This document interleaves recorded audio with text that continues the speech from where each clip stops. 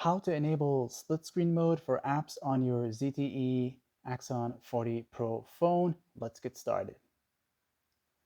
To enable split screen mode, what you can do is, let's say you have some apps open already, you can hit the recent button right here, and you'll see a preview of all the apps you have open already. And for every app that you have open already, you'll notice this little icon right here. When you select that, that's going to allow you to go into split screen mode.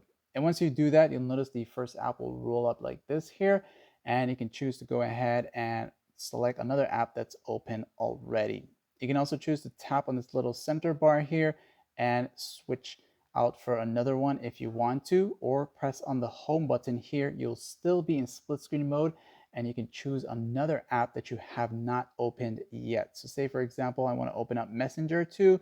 Now I'll have Messenger and Snapchat open together at the same time. You can also move the slider bar here like that to give one of the apps more screen versus the other one. And once again, if you tap here again, you can choose to press the X, which will completely close out the split screen mode. Or if you're ready, once again, to go back again, you can go ahead and browse over and look for the app that you want to enter into split screen mode. Let's say I want to go with this one here. We're back again.